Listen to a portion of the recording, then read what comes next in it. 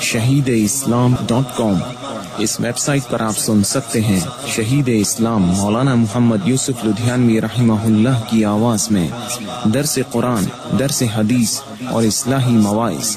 خالق و کلی شیء، ہر چیز کے پیدا کرنے والا، ہر چیز اس کی مخلوق اور وہ سب کا خالق۔ جبکہ شہید اسلام کی تصانیف آن لائن پڑھ بھی سکتے ہیں۔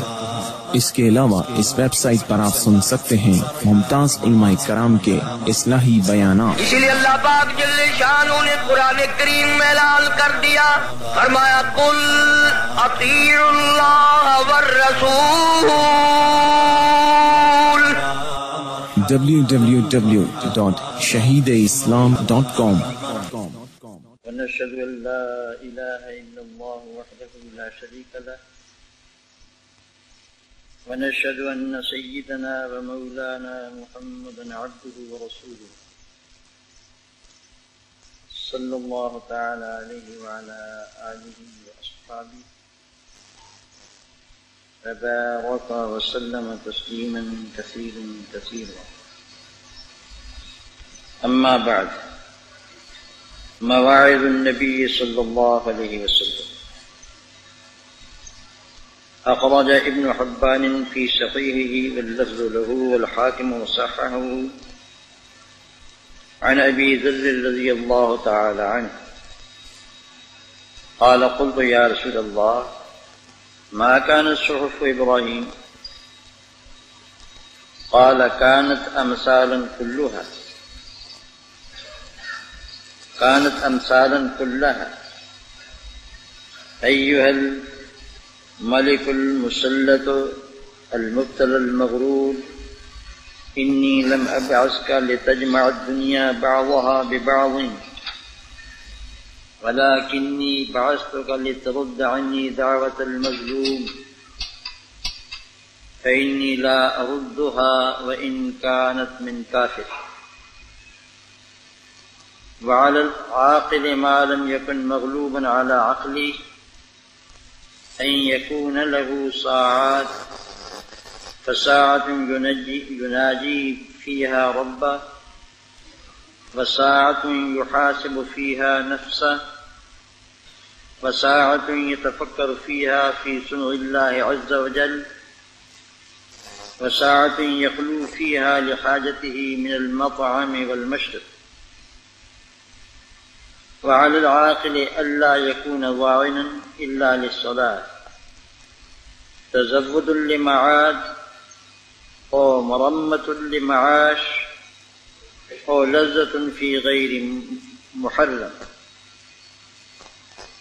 وعلى العاقل أن يكون بصيرا بزمانه، مقبلا على شانه، حافظا للسانه.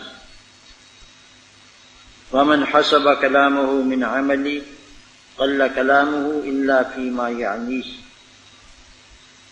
قال قلت يا رسول الله فما كان صحف إبراهيم موسى عليه السلام؟ قال كانت عبرا كلها. عجبت لمن أيقن بالموت ثم هو يفرح، عجبت لمن أيقن بالنهار ثم هو يضحك، عجبت لمن أيقن بالقدر ثم هو ينصب، عجبت لمن رأى الدنيا وتقلبها بأهلها ثم اطمئن إليها، عجبت لمن أيقن بالحساب غدا ثم لا يعمل.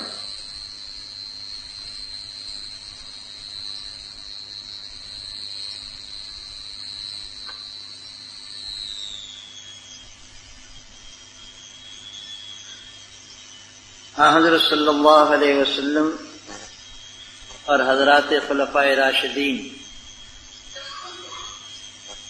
ان کے خطبات حضرت نے جمع فرمائے تھے، ان کا میں نے ترجمہ کیا اور یہ سلسلہ کئی سال سے چل رہا تھا۔ آگے کچھ دوسرے حضرات کے بھی خطبات ہیں، لیکن ان کو چھوڑتا ہوں۔ آج نیا عنوان شروع کر رہا ہوں، مواعظ النبی صلی اللہ علیہ وسلم و اصحابہ، حضرت صلی اللہ علیہ وسلم اور حضرات صحابہ کرام رضوان اللہ علیہ مجمعین کے نصیحت آمیز کلمات اور ارشادات۔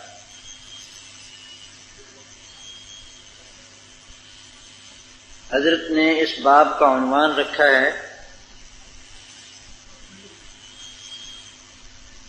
باب کیف کان النبی صلی اللہ علیہ وسلم واصحابہ رضی اللہ تعالی عنہم یعظون ویتعظون فی السفر والحضر، یعنی حضرت صلی اللہ علیہ وسلم اور آپ کے اصحاب رضی اللہ تعالی عنہم سفر و حضر میں کس طرح نصیحت فرمایا کرتے تھے اور کس طرح نصیحت حاصل کرتے تھے۔ وَكَيْفَ كَانُوا يَصْرِفُونَ النَّظْرَ عَنْ ظَوَاهِرِ الدُّنْيَا وَلَذَّاتِهَا إِلَى نَعِيمِ الْآخِرَةِ وَآلَائِهَا، اور یہ حضرات کس طرح دنیا کے ظواہر اور اس کی لذتوں سے نظروں کو ہٹا کر آخرت کی نعمتوں اور وہاں کی لذتوں کی طرف پھیرتے تھے۔ وَيُحَذِّرُونَ اللَّهَ تَحْذِيرًا تَذْرَفُ بِهَا الْعُيُونُ وَتُوجَلُ بِهَا الْقُلُوبُ، اور یہ حضرات اللہ تعالی سے ڈراتے تھے ایسا ڈرانا جس سے آنکھیں بہہ پڑتی تھیں اور جس سے دل کانپ جاتے تھے۔ کأن الآخرۃ تجلت بین ایدیہم، گویا کہ آخرت ان کے سامنے متجلی ہو گئی تھی، روشن ہو گئی تھی، ظاہر ہو گئی تھی۔ وأحوال المحشر تبدت بأعینہم، اور محشر کے حالات ان کی آنکھوں کے سامنے آ گئے تھے۔ وَكَيْفَ كَانُوا يَأْخُذُونَ بِأَيْدِي الْأُمَّةِ الْمُحَمَّدِيَّةِ، اور یہ حضرات امت محمدیہ کی کس طرح دستگیری فرماتے تھے، بِغِذَاتِهِمْ، اپنے مواعظ کے ذریعے، يُوَجِّهُونَ وُجُوهَهَا إِلَى فَاطِرِ السَّمَاوَاتِ وَالْأَرْضِ، کہ ان کو متوجہ کرتے تھے آسمانوں اور زمین کے پیدا کرنے والے کی طرف۔ وَيَقْتَلِعُونَ بِهَا شَرَائِنَ الشِّرْكِ الْخَجَلِيِّ وَالْخَفِيِّ، اور ان مواعظ کے ذریعے سے شرک جلی اور شرک خفی کی رگیں اور جڑیں دلوں سے اکھاڑتے تھے۔ مطلب یہ کہ سفر و حضر میں حضرت صلی اللہ علیہ وسلم اور حضرات صحابہ کرام ایک دوسرے کو نصیحت کرتے تھے اور نصیحت پاتے تھے۔ اللہ تعالی کی ذات سے اور اس کے عذاب سے ڈراتے تھے، آخرت کی نعمتوں کو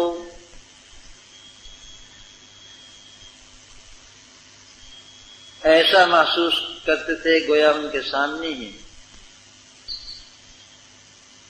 اور دنیا کی لذتوں اور نعمتوں سے بے رغبتی دلاتے تھے۔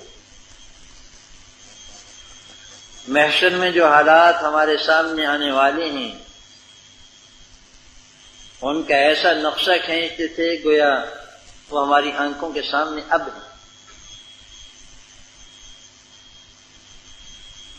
اور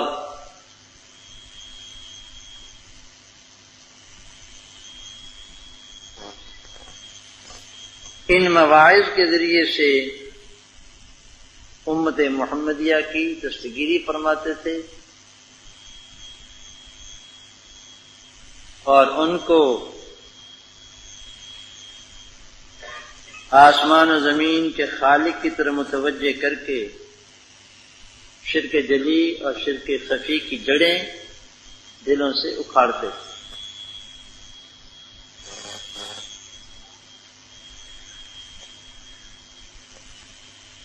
علامہ شعرانی رحمہ اللہ تعالی نے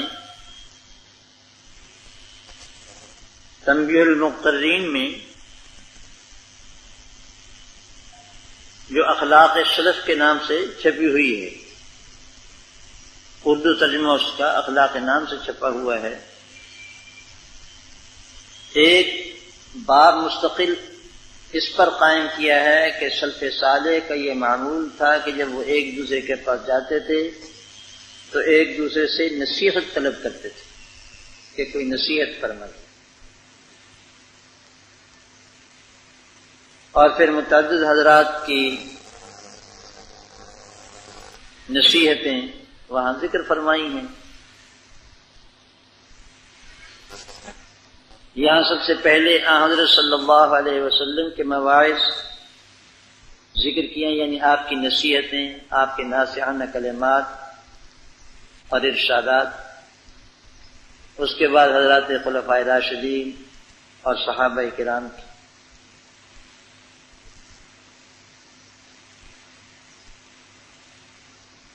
اللہ تعالی ہمیں اس کی توفیق عطا فرمائے کہ ہم ان مواعظ شریفہ کو اپنے دل پر لکھیں، صرف ایک کان سے سن لینا اور دوسرے سے نکال دینا یہ نہ ہو، اور وقتی طور پر صرف گرمی محفل سے کا کام نہ لیا جائے ان سے، بلکہ یہ وہ کلمات طیبات ہیں جو نبوت کے معدن سے نکلے ہوئے، وہ جواہر موتی ہیں جس کو نبوت کے سمندر نے اچھالا ہے۔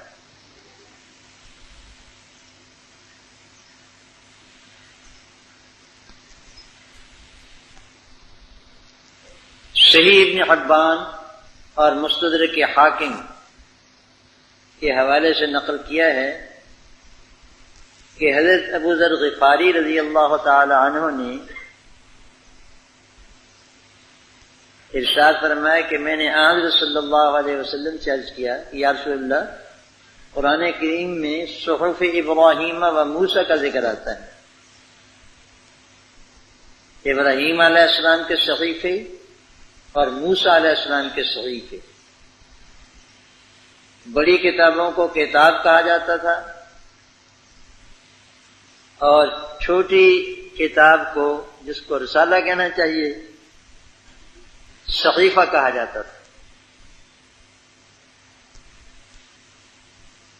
اللہ تعالی نے 4 مشہور کتابیں نازل فرمائی ہیں، توریت، انجیل، زبور اور قرآن کریم، اور 100 کے قریب صحیفے نازل فرمائے مختلف اوقات میں۔ کچھ صحیفے حضرت آدم علیہ السلام پر، کچھ عیسیٰ علیہ السلام پر، کچھ دوسرے انبیاء کرام علیہ السلام پر نازل ہوئے۔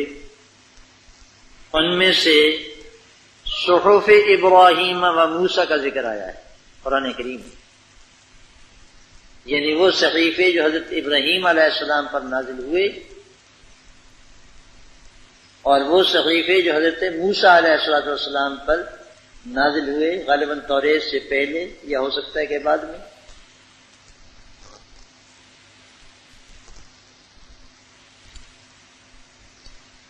تو حضرت ابو ذر غفاری رضی اللہ تعالیٰ عنہ فرماتے ہیں کہ میں نے عرض کیا یا رسول اللہ،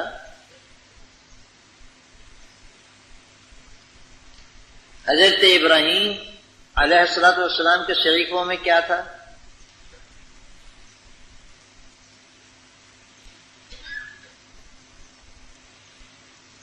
ارشاد فرمایا کہ سب کے سب ضرب الامثال تھی، یعنی ایسے فقرے جن کو ضرب الامثال کے طور پر ہمیشہ استعمال کیا جائے۔ ان میں سے حضرت صلی اللہ علیہ وسلم نے یہاں 5 کا ذکر فرمایا۔ www.shahideislam.com ایک یہ کہ ایھا الملک المسلط المبتلی المغرور، اے بادشاہ جو لوگوں کی گردنوں پر سوار ہے اور جو اس میں مبتلا کیا گیا ہے اور جو دھوکے میں پڑا ہوا ہے، میں نے تجھ کو اس لیے مقرر نہیں کیا لوگوں پر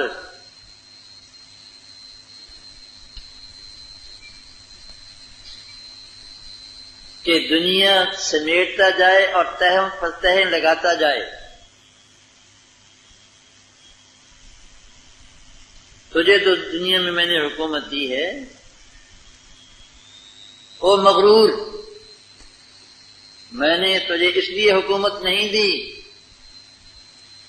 کہ دنیا کو جمع کر کر کے تہ برتہ لگاتا جائے، لتجمع دنیا بعضها علی بعض، میں نے تجھے دنیا پر اس لیے مقرر کیا ہے، مسلط کیا ہے، تاکہ تو کسی مظلوم کی بددعا مجھ تک نہ پہنچنے دے۔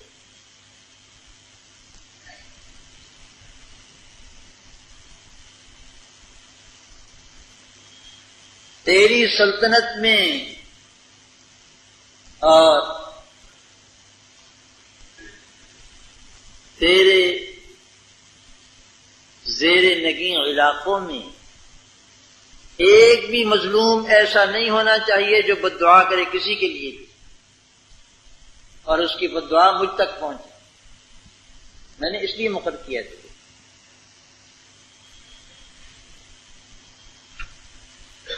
اس لیے کہ جب کوئی مظلوم بددعا کرتا ہے تو میں اس کی بددعا کو رد نہیں کرتا، چاہے کافر ہی کیوں نہ کرے۔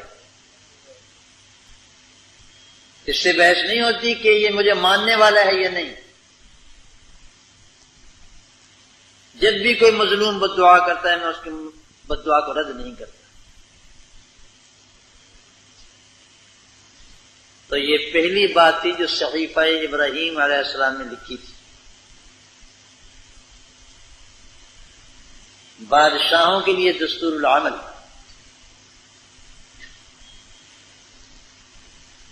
کہ عادل اور منصف بادشاہ وہ ہے جس کی رعایا میں کوئی کسی پر ظلم نہ کرے، کوئی کسی کے ساتھ زیادتی نہ کرے، اور کسی کو مظلوم کو ظالم کے خلاف اللہ تعالی کی بارگاہ میں شکایت کرنے کا موقع نہ ملے۔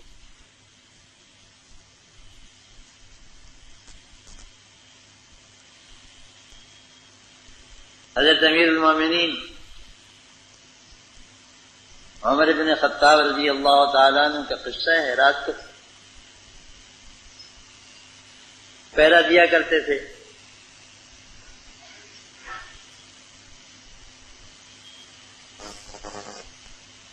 ایک بڑھیا کے گھر سے آواز آ رہی تھی بچوں کے رونے کی۔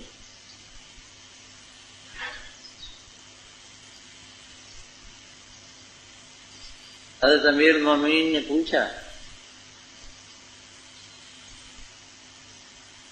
کہ یہ بچے کیوں روتے ہیں؟ کہنے لگے بھوکے ہیں۔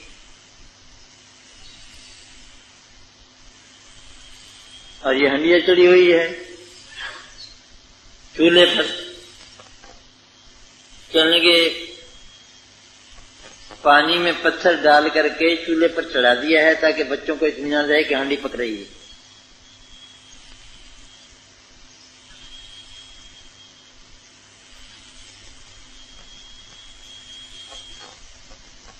اور ان کو اس طرح بہلا بہلا کر کے سلا دوں گی کہ ابھی تیار ہوتا ہے کھانا۔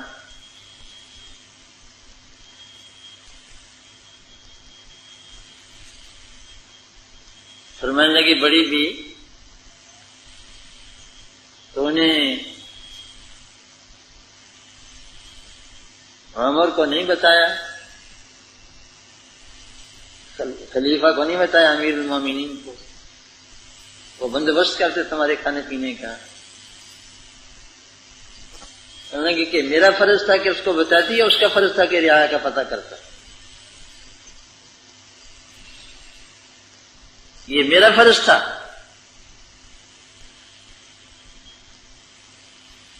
اس نے پہچانا نہیں.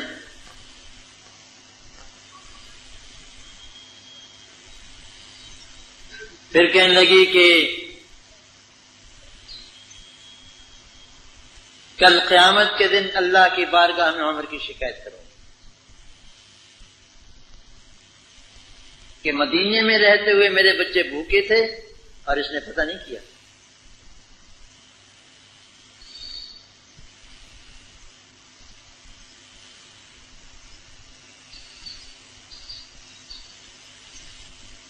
حضرت عمر رضی اللہ تعالیٰ عنہ چپکے سے وہاں سے کھسکائے،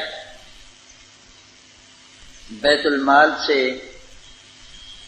غلے کی اور دوسری ضرورت کی چیزوں کی بوری بھری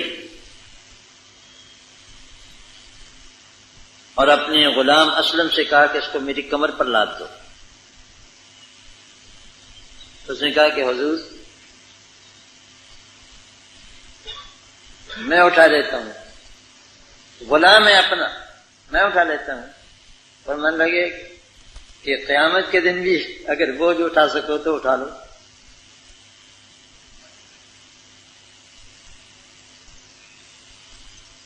لیکن اگر قیامت کے دن یہ بوجھ عمر کو اٹھانا ہے تو اس کو ابھی اٹھانے دو.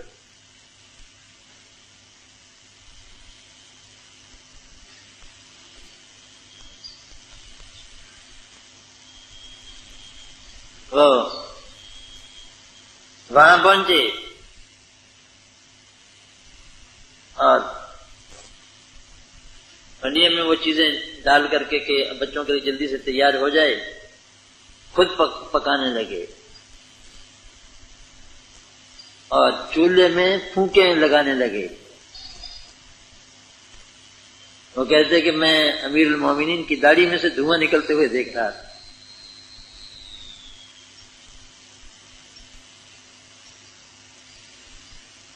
جب کھانا تیار ہو گیا، ان بچوں کو کھلایا گیا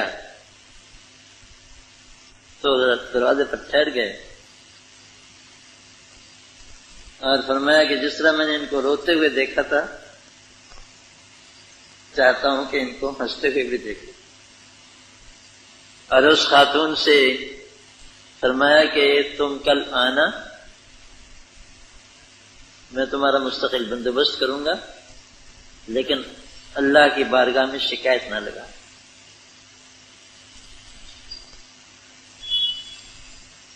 امیر المومنین حضرت عمر رضی اللہ تعالیٰ عنہ کا یہ فقرہ مشہور ہے کہ فرات کے پل پر اگر کوئی سوراخ ہو جائے اور اس میں کسی گزرنے والی بکری کا پاؤں پھنس جائے اور اس کو نقصان پہنچے تو مجھے اندیشہ ہے کہ عمر سے قیامت کے دن اس کے بارے میں سوال ہوگا. تو ارشاد فرمایا کہ میں نے تجھ کو لوگوں پر اس لیے مسلط نہیں کیا کہ تو دنیا کو سمیٹتا جائے اور اللہ کی مخلوق پر ٹیکس لگا لگا کر ان کی زندگی اجیرن کر دے. میں نے تجھ کو اس لیے لوگوں پر مقرر کیا ہے، مسلط کیا ہے، تاکہ کسی مظلوم کی بددعا مجھ تک نہ آنے دے.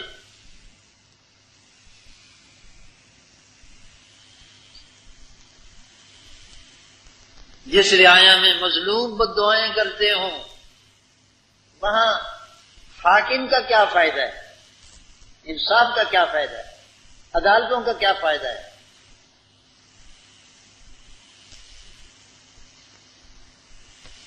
بھاڑ میں جائے سونا جسے ٹوٹے کان. جو حکومت مظلوموں کو انصاف نہیں دلا سکتی،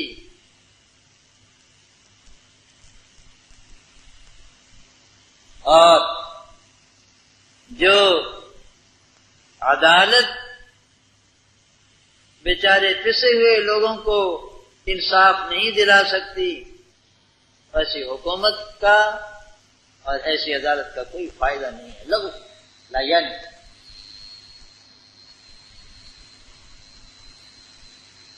دوسرا فقرہ یہ تھا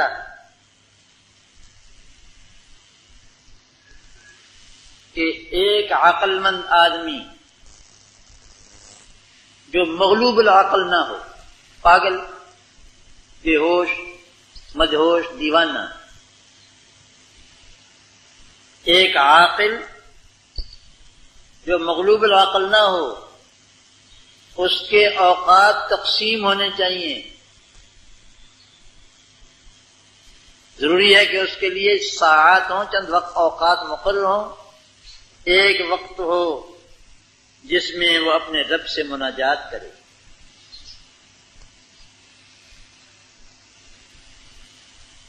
ایک وقت ہو جس میں اپنے رب سے مناجات کرے، عبادت میں اور ذکر الہی میں مشغول ہو، اور ایک وقت ہونا چاہیے یحاسب فیہا نفسہ، جس میں اپنے نفس سے محاسبہ کرے۔ یہ شتر بے مہار تو نہیں چل رہا، ٹھیک ٹھیک چل رہا ہے۔ ایک وقت ایسا ہونا چاہیے جس میں اللہ تعالی کے قدرت کے تماشوں کا مشاہدہ کرے۔ کسی کو نوازتے ہیں تو کیسا نوازتے ہیں، کسی کو پکڑتے ہیں تو کیسا پکڑتے ہیں، آسمانوں کو کیسی بلندی عطا، آسمانوں کو کیسی بلندی عطا فرمائی، اور زمین کا بچھونا کیسا بچھایا، پانی کو کیسی چیز اللہ نے بنائی، اور پانی کا نظام اللہ تعالی نے کیسا جاری فرمایا، وغیرہ وغیرہ۔ اللہ تعالیٰ کے جو معاملات اپنے بندوں کے ساتھ ہیں ان پر غور کرتا رہے، اور نہیں تو اپنے ساتھ جو معاملات ہیں اللہ تعالیٰ کے انہی پر غور کرتا رہے۔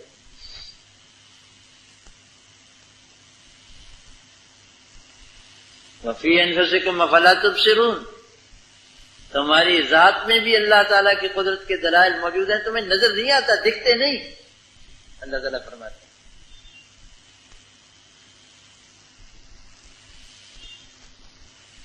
اور ایک وقت ایسا ہونا چاہیے کہ جس میں وہ اپنی بشری حاجتیں پوری کریں، کھانے کی، پینے کی، پہننے کی اور دوسرے حوائج زندگی، اس میں مشغول ہو۔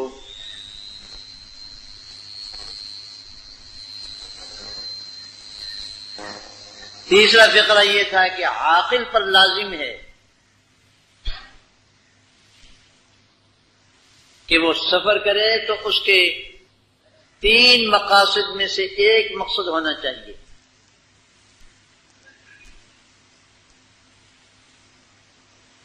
تزود لمعاد، اپنی آخرت کے لیے توشہ بنانا مقصود ہے، سفر آخرت ہے، صرف حج کا سفر ہے، عمرے کا سفر ہے، کسی اللہ کے مقبول بندے کی خدمت میں جانے کے لیے سفر ہے، والدین کی زیارت کے لیے سفر ہے، طلب علم کے لیے سفر ہے، دعوت اللہ کے راستے میں نکلنے کا سفر ہے، جہاد فی سبیل اللہ کا سفر ہے، وہ سفر جو اس کے لیے توشہ آخرت بنے۔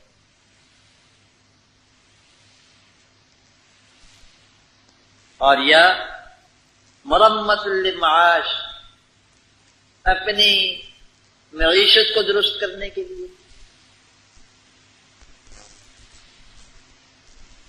اور لذت فی غیر محرم، یا کسی ایسی چیز کی لذت کے لیے جو حرام اور ناجائز نہ ہو۔ www.shahideislam.com کی کوئی گنجائش نہیں۔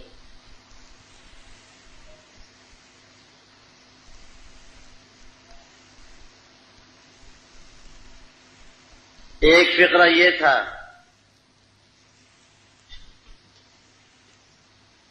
عاقل کے ذمہ لازم ہے کہ وہ اپنے زمانے کو نظر غبرت سے دیکھنے والا ہو، اپنے گرد و پیش کے حالات سے آنکھیں بند نہ کرے،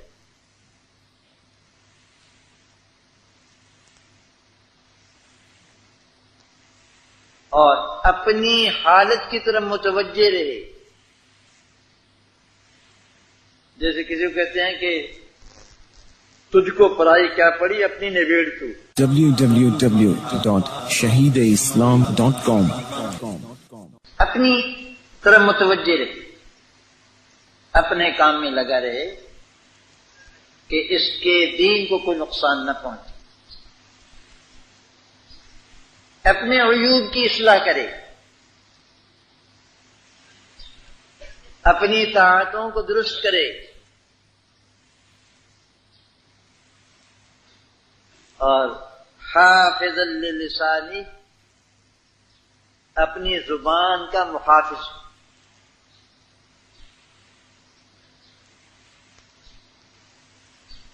اس کی زبان کینچی کی طرح کاٹتی نہ چلی جائے، بلکہ جو بات کہے سوچ سمجھ، اور اسی کے ساتھ بھی ہے کہ جو شخص کے اپنے عمل کو، اپنے کلام کو بھی اپنے عمل میں سے سمجھتا ہے، یعنی جو انسان اعمال کرتا ہے ان میں یہ باتیں کرنا بھی شامل ہے، ہمارا کلام بھی ہمارے اعمال میں شامل ہے۔ قل کلامہ الا فیما یعنی، وہ بہت کم باتیں کرے گا سوائے ان چیزوں کے جو ان کے مقصود کی، ضرورت کی، لا یعنی باتوں میں مشغول نہیں ہوگا۔ جو شخص اپنے کلام کو بھی اپنا عمل سمجھتا ہے وہ لا یعنی میں مشغول نہیں ہوگا۔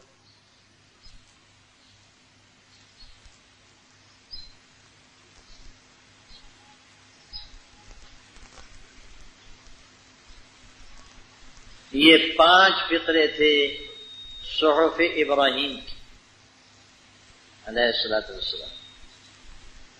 ابو ذر کہتے ہیں میں نے کہا یا رسول اللہ، موسیٰ علیہ السلام کے صحیفوں میں کیا تھا؟ فرمایا کہ ساری کی ساری عبرت کی باتیں تھیں، چنانچہ 5 فقرے اس کے ذکر فرمائے۔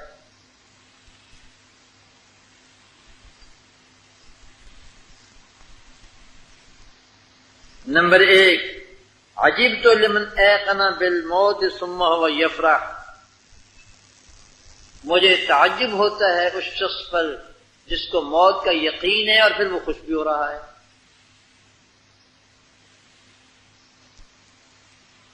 واقعی تعجب کی بات ہے۔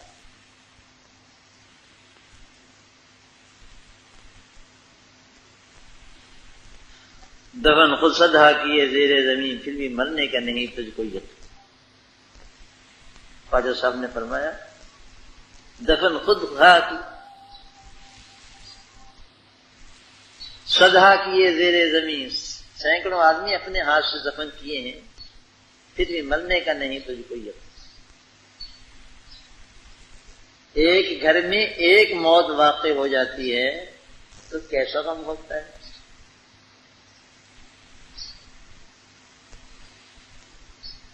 آپ کے گھر میں خدا نخواستہ ایسا حادثہ ہو جائے تو آپ رقص و سرود کی محفلیں سجائیں گے؟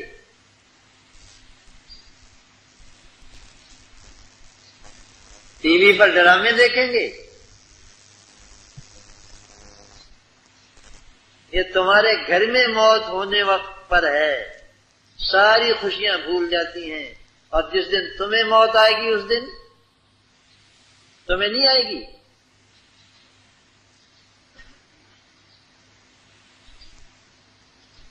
اگر ہمیں اپنی موت کا یقین ہو اور موت پیش نظر رہے تو پھر یہ خوشی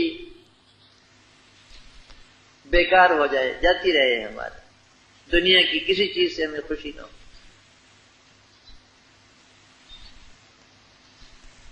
تو صحف موسیٰ علیہ السلام کا پہلا فقرہ ہے کہ مجھے تعجب ہے اس شخص پر جس کو موت کا یقین ہے اور پھر وہ خوش بھی ہوتا ہے،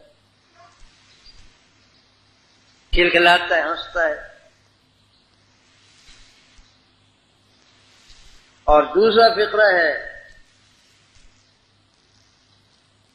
عجبت لمن ایقن بالنار ثم یضحک،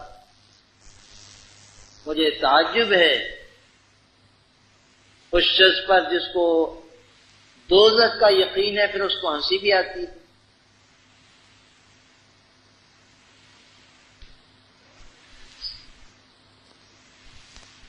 کوئی سانپ یا کوئی درندہ منہ کھولے کھڑا ہو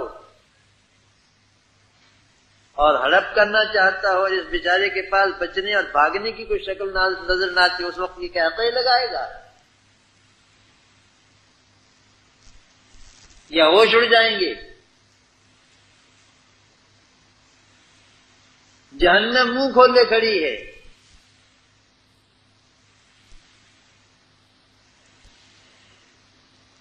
اور وہ قیامت کے دن تو آواز دے گی، یوں گویا یوں کہو کہ اب اس کی آواز کان میں آ رہی ہے کہ حل من مزید،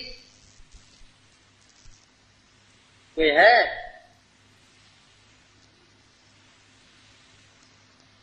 جو مجھے دیا جائے۔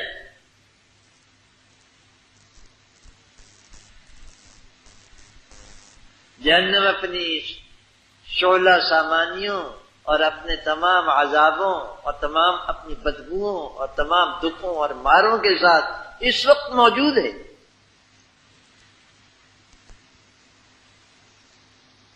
اور وہ اپنے بیٹوں کی منتظر ہے۔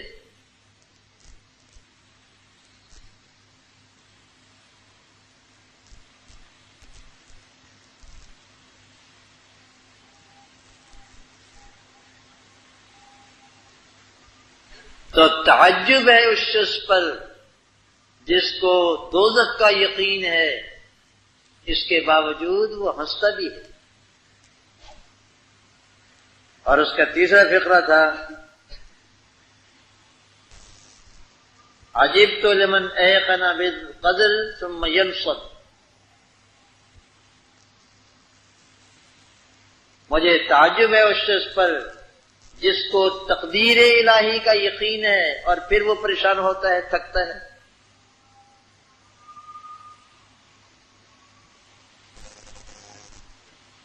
تم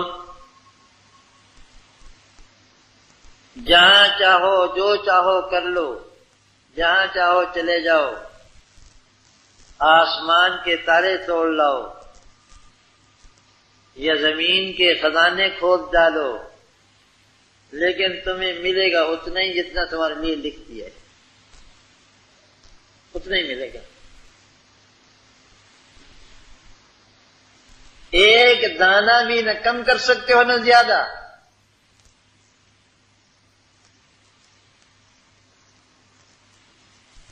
جس شخص کو تقدیر پر ایمان نہ ہو وہ تو اپنے آپ کو مشقت میں ڈالے کہ میرے کرنے سے ہوگا،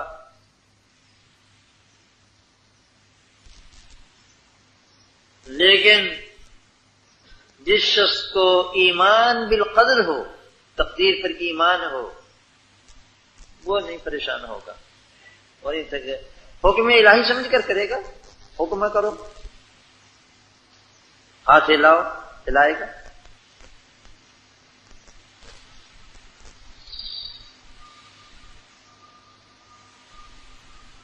بزرگ فرماتے ہیں کہ ہماری مثال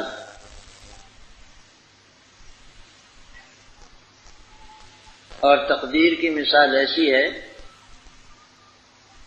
جیسے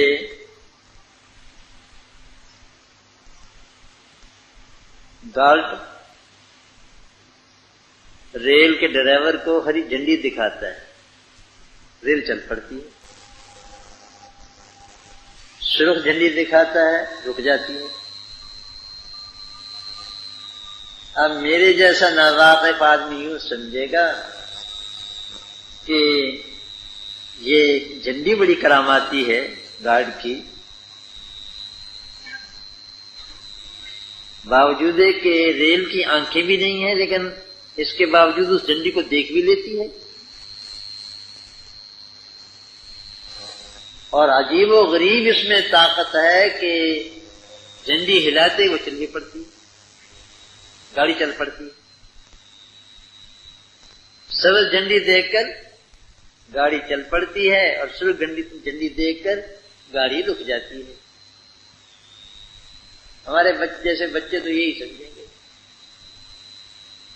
لیکن جو حقیقت شناس ہوگا بالغ،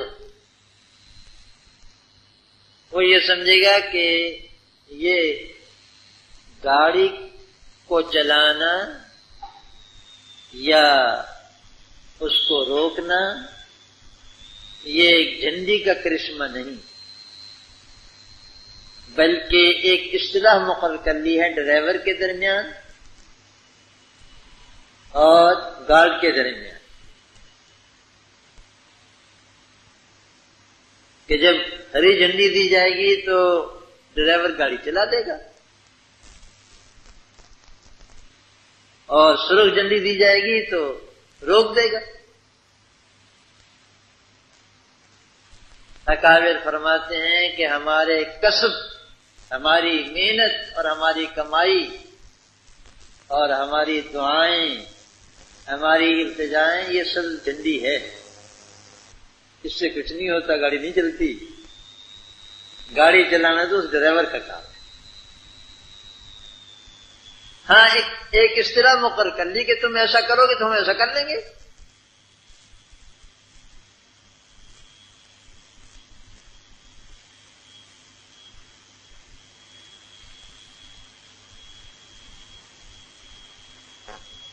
الا ان نفسا لن تموت حتى تستكمل رزقها۔ حضرت صلی اللہ علیہ وسلم نے ارشاد فرمایا کہ روح الامین نے میرے دل میں یہ بات القاء فرمائی ہے کہ کوئی نفس مرے گا نہیں جب تک کہ اپنی روزی کو پورا نہیں کر لیتا۔ جتنی لکھوا کے لائے ہو ایک ایک تل کے برابر روزی تمہیں پوری دی جائے گی، ممکن ہی نہیں کہ تم مر جاؤ اس سے پہلے۔ ہرگز نہیں مرے گا کوئی شخص جب تک کہ اپنی مقدر روزی کو پورا نہیں کر لیتا۔ فَأَجْمِلُوا فِي الطَّلَبِ وَتَوَكَّلُوا عَلَيْهِ، سو تم رزق کے تلاش کرنے میں ذرا خوبصورتی سے کام لو، غلط کام نہ کرو۔ ایک صاحب میرے پاس آئے، پرسوں کی بات ہے، کہیں گے کہ ایک صاحب ایسے اس کے منہ سے نکل گیا، مغرب کی نماز پڑھ کے آئے تھے ابھی کہ عشاء کا وقت ہو گیا، اذان ہو گئی، کہنے لگے نمازیں ہی نمازیں رہ گئی، کہنے لگے اس سے کافر تو نہیں ہوا؟ لا الہ الا اللہ۔ میں نے اس کو سمجھایا کہ بزرگ یوں فرماتے ہیں کہ اللہ تعالی نے دن کے دو حصے کیے ہیں، ایک حصہ دوپہر سے پہلے پہلے کا ہے، یہ تمہاری معاش کے لیے رکھ دیا، اور ایک حصہ دوپہر کے بعد کا ہے، یہ تمہاری معاد کے لیے رکھ دیا، عبادت کے لیے، اپنی آخرت کی تیاری کے لیے۔ دن ڈھل رہا ہے نا، تو تمہاری زندگی کا بھی دن ڈھل رہا ہے، اب تیاری کرو۔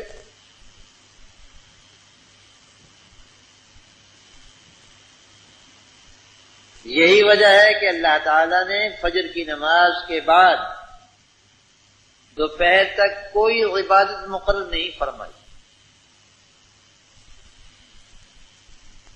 اور دوپہر کے بعد سے لے کر سونے تک 5 نمازیں مقرر کر دی۔ حق تو یہ تھا کہ دوپہر سے لے کر سونے تک مسجد ہی میں رہتے، جیسے کہ دکان پر رہے تھے۔ فجر کے بعد سے لے کر دوپہر تک دکان پر تھے دنیا کمانے کے لیے۔ اب دوپہر کے بعد سونے تک مسجد میں رہو، اس دکان پر رہو، یہ آخرت کمانے کی دکان ہے۔ لیکن اللہ تعالی نے ہمارے ضعف کی رعایت کرتے ہوئے ہمیں اس کی اجازت دے دی کہ یہ وقت بھی تم اپنی ضروریات کے لیے استعمال کر سکتے ہو۔ www.shahideislam.com تو تمہیں تو نظر یہ آتا کہ پیدل پہ 5 نمازیں آ گئیں، ٹکنے نہیں دیتے۔ تمہیں اس پر شکر کرنا چاہیے، تمہیں گھر جانے کی اجازت دیتے ہیں۔ ٹھیک بات ہے نا؟ اس پر اللہ تعالیٰ کا شکر کرنا چاہیے کہ ہماری آخرت بھی بنا رہے ہیں اور گھر جانے کی اجازت بھی دے رہے ہیں، کام کرنے کی بھی اجازت دے رہے ہیں۔ ہمارے حضرت ڈاکٹر صاحب نبر اللہ مرخذ فرمایا کرتے، ڈاکٹر عبدالعزیز صاحب فرمایا کرتے کہ مسلمان 24 گھنٹے نماز میں رہتا ہے۔ عجیب لطیفہ اللہ فرماتے کہ 24 گھنٹے نماز میں رہتا ہے مسلمان، اس لیے کہ رسول اللہ صلی اللہ علیہ وسلم کا ارشاد گرامی ہے کہ بندہ نماز میں رہتا ہے جب تک کہ وہ نماز کا انتظار کرتا رہے۔ تو مسجد میں آ کر کے بیٹھ گئے، ظہر کی نماز کے لیے، جمعے کی نماز کے لیے آگے بیٹھ گئے، 1 گھنٹہ 1.5 گھنٹہ پہلے سے آئے ہوئے ہیں، یہ پورا وقت تمہارا نماز میں لکھا گیا، اس لیے کہ تم نماز کے انتظار میں بیٹھے۔ حضرت فرماتے اور مسلمان جب ظہر کی نماز پڑھ کے جاتا ہے تو اس انتظار میں لگ جاتا ہے کہ مجھے عصر کے لیے آنا ہے، عصر پڑھ کے جاتا ہے تو اس انتظار میں لگ جاتا ہے کہ مجھے مغرب کے لیے آنا ہے، مغرب کے بعد عشاء کے انتظار میں، اور عشاء کے بعد سو جاتا ہے لیکن اس انتظار میں کہ مجھے فجر کے لیے اٹھنا ہے، اور فجر کے بعد اپنے کام کاج کے لیے چلا جاتا ہے لیکن اس انتظار میں کہ مجھے ظہر کے لیے جانا ہے۔ تو فرمایا 24 گھنٹے نماز ہی نماز میں رہتا ہے یہ، اور بالکل صحیح فرمایا حضرت۔ اگر نماز کا اہتمام اور نماز کی فکر ہمیں لگ جائے، ہم ایک نماز کے بعد دوسری نماز کے منتظر رہا کریں، تو اللہ تعالیٰ کی عنایت اور مہربانی سے تمہارا پورا وقت نماز ہی میں صرف کیا جائے گا، لکھا جائے گا۔ تو یہ مزید عنایت ہو گئی کہ ہمیں گھر جانے کی بھی اجازت دے دی، کام کرنے کی بھی اجازت دے دی، اور ساتھ ہی کہہ دیا کہ تمہاری نماز کا وقت لکھ دیں گے، تمہاری حاضری لگا دیں گے۔ ہم یوں سمجھیں گے کہ ظہر سے لے کر سونے تک تم نماز ہی میں رہے، تو جائے تعجب ہے کہ نماز کے جلدی جلدی آنے پر تو تعجب کرتے ہو، لیکن اس عنایت پر تعجب نہیں کرتے۔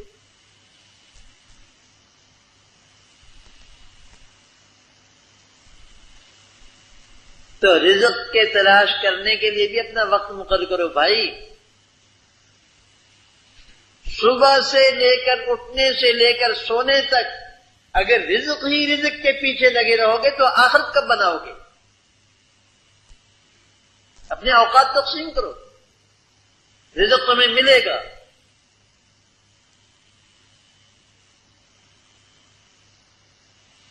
اور حدیث شریف میں فرمایا ان الرزق لا يطلب العبد كما يطلبه اجله، رزق بندے کو اس طرح تلاش کرتا ہے جیسے کہ اس کی موت اس کو تلاش کرتی ہے۔ تم کسی جگہ بھی چھپ جاؤ، موت وہاں ضرور پہنچے گی، اینما تکونوا یدرککم الموت ولو کنتم فی بروج مشیدہ، قرآن کریم میں ہے۔ تم مضبوط قلعوں میں پناہ لے لو، شیشے کا مکان لے کر اس میں بند ہو جاؤ، موت وہاں بھی پہنچ جائے گی۔ جہاں ہوا کا گزر نہیں وہاں موت پہنچ جاتی ہے۔ تو جہاں جہاں موت پہنچ سکتی ہے حضور صلی اللہ علیہ وسلم فرماتے ہیں رزق بھی وہاں پہنچے گا۔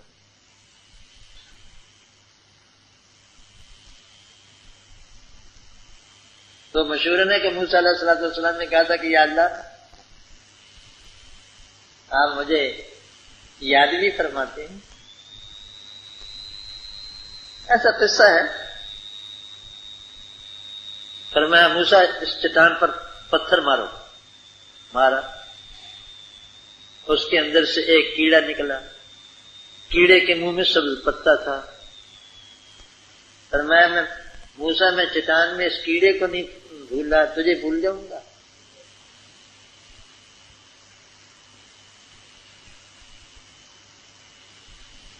اللہ تعالیٰ تو نہیں بھولتی، کسی بندے کو نہیں بھولتی، تمہارا رزق پہنچائیں گے، کیوں پریشان ہوتے ہو؟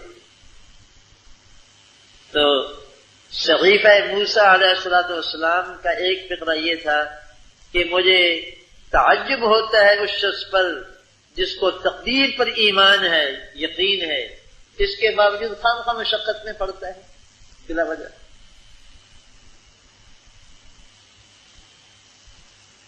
اور وقت ختم ہو گیا، پھر سے انشاءاللہ۔ وآخر دعوانا الحمدللہ رب العالمین۔ بس جو فوت ہو چکے ہیں اللہ تعالیٰ ان کی بخشش فرمائے، جو بیمار ہیں اللہ تعالیٰ ان کو صحت عطا فرمائے، جو حاجت مند ہیں اللہ تعالیٰ ان کی حاجتیں پوری فرمائے، اور اللہ تعالیٰ ہر ایک پریشانی سے نجات عطا فرمائے۔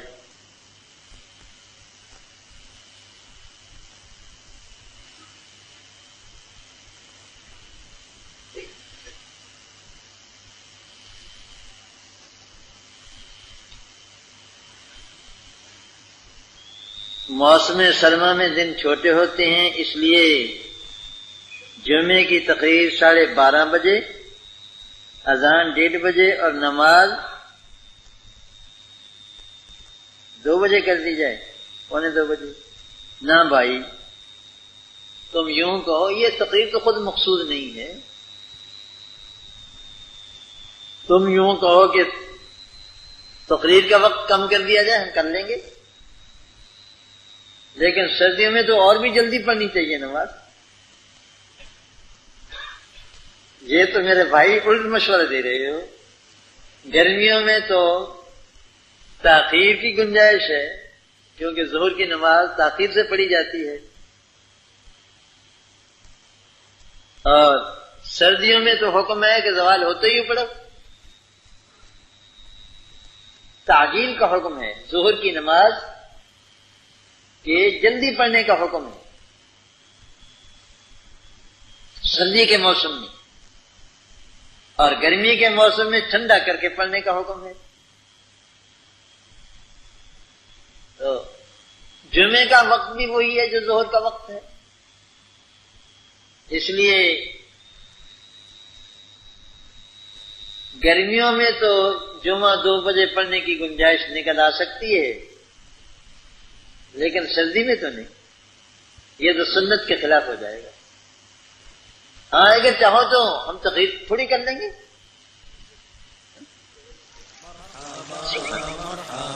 shahideislam.com اس ویب سائٹ پر آپ سن سکتے ہیں شہید اسلام مولانا محمد یوسف لدھیانوی رحمہ اللہ کی آواز میں درس قرآن، درس حدیث اور اصلاحی مواعظ۔ خالق و کلی شیء، ہر چیز کے پیدا کرنے والا، ہر چیز اس کی مخلوق اور وہ سب کا خالق۔